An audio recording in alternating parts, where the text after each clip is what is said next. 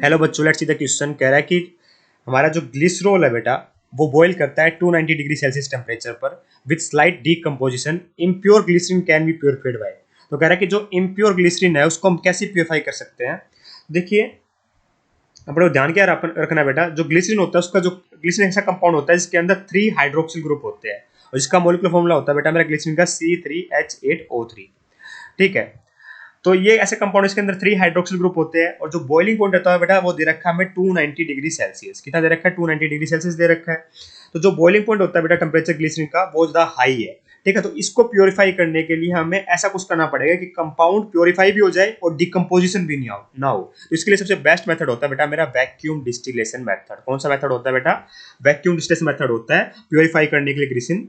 ठीक है, क्योंकि इसके लिए हमें बॉइलिंग पॉइंट होता है वो तो उससे कम टेम्परेचर की रिक्वायरमेंट होती है वैक्यूम डिस्टिलेशन करने के लिए। तो अगर बॉइलिंग पॉइंट से कम टेम्परेचर पे हो जाएगा तो हमारा कंपाउंड डिकम्पोज होगा नहीं, तो हमारा और प्योरिफिकेशन भी हो जाएगी। तो vacuum distillation is the best method here to purify the glycerine, क्योंकि ये it can be done at the temperature lower than that of boiling point temperature. इस बात का अपने को ध्यान रखना है। और ग्लिसरीन और ग्लाइसरॉल बेटा एक ही बात है।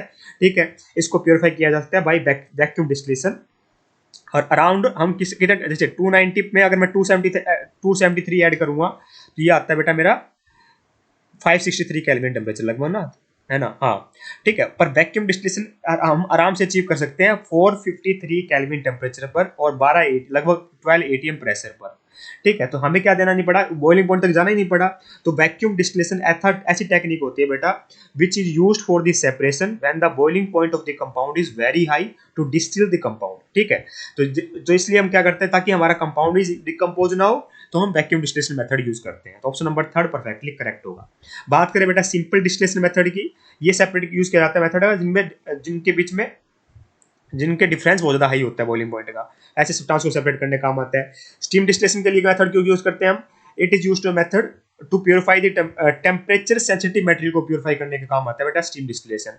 ठीक है, एक्सट्रैक्शन भी नहीं कर सकते बेटा हम सॉल्वेंट के साथ। हमें जब कोई सॉल्वेंट होता है उससे एक्सट्रैक्ट करना होता है जब यूज करते हैं बेटा एक्सट्रैक्शन मेथड। हमें तो प्योरीफाई करना है ग्लिसरीन को, तो हम कैसे कर सकते हैं? बाय वैक्यूम डिस्टिलेशन, क्योंकि इसका हाई बॉइलिंग पॉइंट है। I hope you got the answer. Option number 3 is correct here. Thank you so much.